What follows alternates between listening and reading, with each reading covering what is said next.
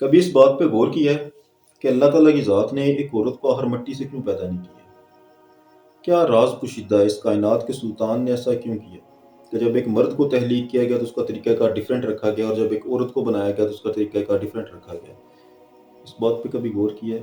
ہماری آج کی ویڈیو کا موضوع انتہائی انٹرسٹنگ ہے۔ میرا ٹائٹل آپ نے پڑھا ہوگا، میں نے لکھا ہوا کہ روح کی بیداری اگر ایک عورت چاہتی ہے تو اسے اس راز کو سمجھنا ہوگا کہ اللہ تعالیٰ کی ذات نے جب اس کو بنایا تھا تو اللہ تعالیٰ کی ذات نے کچھ اسے عطا کیا تھا۔ وہ کیا چیز اور کیا حکمت ہے؟ پہلے یہ سمجھتے ہیں کہ آخر وجہ کیا ہے کہ اللہ تعالیٰ کی ذات نے ایک عورت کو جب تخلیق کیا تو کیوں اللہ تعالیٰ کی ذات نے اپنے طریقہ کار کو چینج کیا؟ دیکھو، بات شروع کرتے ہیں سٹارٹ سے۔ ابھی اللہ نے ارادہ کیا، فرشتوں کو معلوم نہیں تھا، جنات کو معلوم نہیں تھا، لیکن انسانیت کا آغاز ہونے والا تھا۔ تو عربوں کے لحاظ سے فرشتوں میں، جنات میں اللہ تعالیٰ کی ذات نے یہ نعرہ بلند کیا، یہ پکار، یہ آواز آئی کہ میں ایک آدم خلق کرنے لگا، میں انسانیت کا آغاز کرنے لگا، ایسا انسان بناؤں گا جو زمین پہ میرا نائب ہو، جو زمین پہ جا کے میرا خلیفہ مقرر ہو، میں اس کے اندر اپنے امر کو پھونکوں۔ تو ابھی آدم علیہ السلام کی تخلیق ہوئی نہیں تھی کہ فرشتوں میں چہمگوئیاں شروع ہو گئی۔ فرشتوں نے بولا بھی کہ اے اللہ، یہ زمین پہ جائیں گے، فساد کریں گے۔ تو اللہ تعالیٰ کی ذات نے بولا تھا نہیں، جو میں جانتا ہوں وہ تم نہیں جانتے۔ یہ جو اللہ تعالیٰ کی ذات نے لفظ بولے کہ جو میں جانتا ہوں وہ تم نہیں جانتے، یہ راز ہے انسان کا کہ فرشتے نہیں جانتے تمہارے بارے میں، لیکن اللہ جانتا ہے تمہارے بارے میں۔ تو اللہ تعالیٰ کی ذات نے جب آدم علیہ السلام یعنی ایک مرد کو پیدا کیا تو اللہ تعالیٰ کی ذات نے فرشتوں کو بولا کہ جاؤ زمین سے مٹی اٹھا کے لاؤ۔ تو فرشتے زمین پہ آئے، مٹی اٹھا کے ایک مٹھی بھر کے وہ مٹی لے کے گئے، آسمان کے اونچے کنارے پہ رکھ کے اس کو گوندا گیا۔ جب اسے گوندا گیا تو فرشتے دیکھتے ہیں، جنات دیکھتے ہیں۔ جب حضرت آدم علیہ السلام کا جسد حاقی، وہ مٹی کا پتلا تیار ہو گیا، تو شیطان ابلیس اس کے اندر داخل ہوتا تھا، باہر نکلتا تھا، دیکھتا تھا کہ اس کے اندر کیا ایسی خاص چیز ہے کہ اللہ تعالیٰ کی ذات نے اسے نائب مقرر کرنا ہے۔ وہ دشمن ہے نا ہمارا، وہ اندر تک گھس کے دیکھتا تھا۔ نبی پاک صلی اللہ علیہ وسلم کی حدیث بھی ہے کہ وہ ہمارے اندر تب سے گھس رہا ہے، ہمارے اندر جاتا ہے، باہر آتا ہے، دیکھتا ہے، وسوسے ڈالتا ہے۔ اسے کچھ حاصل کچھ نہیں تھا ہوتا، ملتا اسے کچھ بھی نہیں تھا، ٹھوکریں مارتا تھا اس پتلے کو، کھن کھن کی آواز آتی تھی۔ اللہ تعالیٰ کی ذات بولتے ہیں کہ کھن کھناتی ہوئی مٹی سے میں نے پیدا کیا، سڑے ہوئے گارے کی مٹی سے میں نے پیدا کیا۔ جب حضرت آدم علیہ السلام کو تیار کیا تو تمام فرشتوں نے دیکھا، ابلیس نے دیکھا، تو کیا آپ تصور کر سکتے ہیں کہ اماں حوا علیہ السلام کا وجود، ایک عورت، اس کے وجود کو کوئی دیکھے اس طریقے سے، لباس تو تب نہیں تھا نا، اس طریقے سے کوئی دیکھے تو اللہ تعالیٰ کی ذات تو یہ گوارا نہیں کر سکتی تھی۔ تو اللہ تعالیٰ کی ذات نے اماں حوا علیہ السلام کو الگ کر دیا اور حضرت آدم علیہ السلام کے بنانے کے طریقے کو الگ کر دیا۔ جب حضرت آدم علیہ السلام بن کے تیار ہو گئے تو تمام فرشتوں کو بولا کہ ان کو سجدہ کرو۔ اب حضرت آدم علیہ السلام کا وہ سارا واقعہ آپ نے پڑھا ہوگا، وہ ختم ہونے کے بعد جب باری اماں حوا علیہ السلام کی آئی تو اللہ تعالیٰ کی ذات نے حضرت آدم علیہ السلام کے بڑے وجود کے اندر سے، ان کی رب کے اندر سے اماں حوا علیہ السلام کو پیدا کیا۔ اور قرآن پاک میں ایک آیت ہے، اللہ فرماتا ہے کہ میں نے اس کو تمہاری جنس کے اندر سے پیدا کیا، اس پر صرف تمہارا ہی حق ہے۔ یہ بڑی گہری بات ہے۔ اس کا مطلب ہے کہ اللہ تعالیٰ کی ذات نے گوارا نہیں کیا کہ حضرت آدم علیہ السلام کے علاوہ ان کو کوئی دیکھے یا ٹچ بھی کرے، بلکہ وہ جو مٹی فرشتے لینے آئے تھے وہ اس مٹی کو فرشتوں کے ہاتھ لگے ہوئے تھے، اللہ نے یہ بھی گوارا نہیں کیا کہ اماں حوا علیہ السلام کے پردے کے تقدس کا، ایک عورت کے پردے کے تقدس کا اتنا خیال رکھا گیا کہ حضرت آدم علیہ السلام کے وجود کے اندر سے ان کو نکالا گیا۔ اس کے بعد دوسری یہ چیز جو سمجھنے والی ہے کہ اصلی ہی کا کیوں انتخاب کیا گیا، تو یہ دوسری کوالٹی عطا ہوئی تھی۔ دیکھو انسان پہ غور کرو، ابھی یہ تیار ہو رہا ہے، ابھی تو ہم اپنے وجود کو دیکھتے ہیں ایسے جیسے بالکل ایک نارمل ہے، بچے پیدا ہوتے ہیں، ہم بنے بنائے جاتے ہیں، لیکن تب بنایا گیا تھا، ایک ایک چیز، ایک ایک انگ کو جوڑا گیا تھا، ہر چیز کے پیچھے حکمت تھی، اس کی وجہ تھی۔ تو اللہ تعالیٰ کی ذات نے پسلی سے پیدا کیا، تو پسلیوں کا کردار تب کیا تھا؟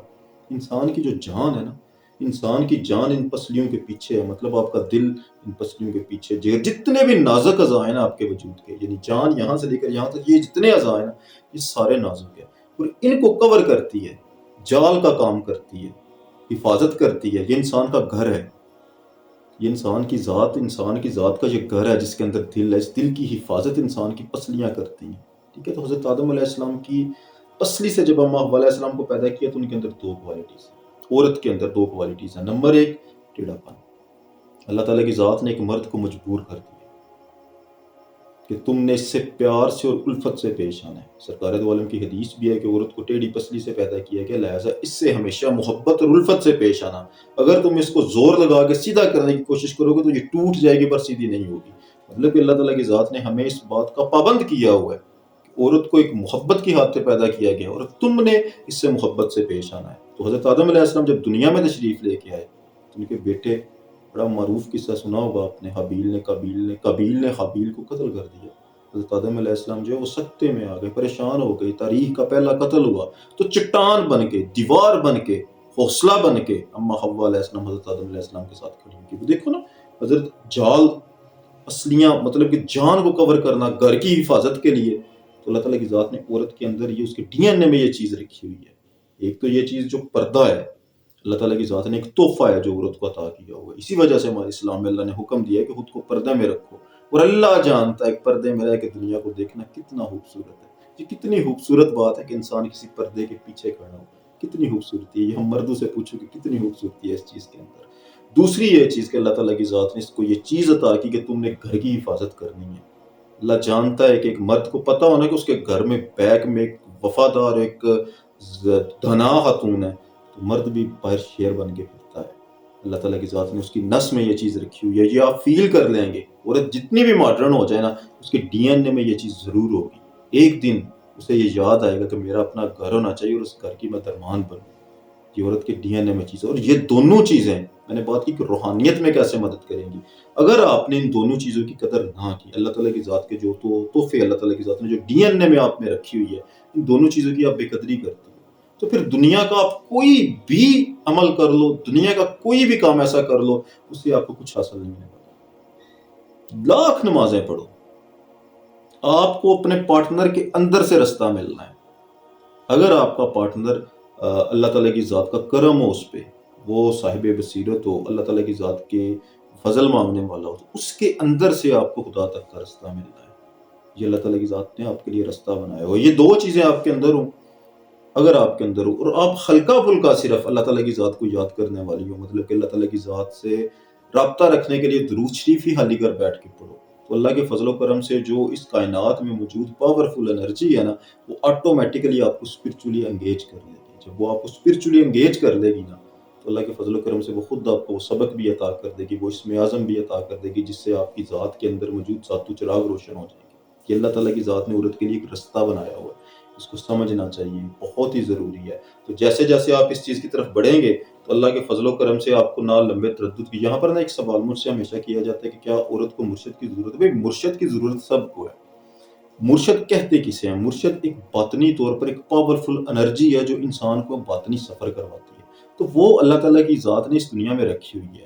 ضروری نہیں کہ آپ نے باہر نکل کے کسی ہاتھوں میں ہاتھ دینے جا کے تو آپ نے بیعت ہونا ہے۔ آج کل تو ملتے ہی نہیں ہے نا، اللہ کا ولی، کوئی نیک عمل ولی مل جائے تو بیعت کرنے کا کوئی خرج نہیں۔ لیکن آج کل کے دور میں کیا اللہ تعالیٰ کی ذات نے کوئی رستہ نہیں چھوڑا ہوا؟ بھائی گھر بیٹھے وہ پاورفل انرجی اسپرچولی آپ کو انگیج کر لیتی ہے، وہ روح کا کھیل ہوتا ہے، وہ اس وجود کی قیدی نہیں ہے۔ تو ایک عورت گھر بیٹھ کے بھی اگر یہ دو جو کوالٹیز ہیں اس کے اندر موجود ہو، یہ گھر بیٹھ کے بھی وہ اسپرچولی اپنے ٹیچر کے ساتھ انگیج ہو سکتی ہے اور اسے وہ باطنی سفر کروا سکتا ہے۔ لیکن یہ بیس ہے، اس بیس کو سمجھ کے پھر آگے چلنا۔ یہی وجہ ہے کہ اللہ تعالیٰ کی ذات نے اس کا پردہ قائم رکھنے کے لیے، اس کے تقدس کا خیال رکھتے ہوئے ایک عورت کا پہلا پردہ اللہ نے خود عورت کو پہنایا تھا۔ تو دوسرا اللہ تعالیٰ کی ذات نے جو گھر گرہستی کا کوالٹی عورت کے اندر رکھی ہوئی ہے، اس کی قدر بھی کرنی چاہیے۔ یہ دونوں چیزیں آپ کے اندر ہو اور آپ باطنی سفر کرنا چاہو تو آپ کے لیے بہت آسان ہے۔ صرف آپ نے یہ دونوں تحفوں کی قدر کرنی ہے، اللہ تعالیٰ کی ذات کو دل سے یاد کرنا ہے، لا الہ الا اللہ کو اپنی ذات پہ امپلیمنٹ کرنا ہے۔ اللہ کے فضل و کرم سے یہ پاورفل انرجی آپ کو ویسے اسپرچولی انگیج کر لے گی۔ آج کے لیے اتنی جزاک اللہ۔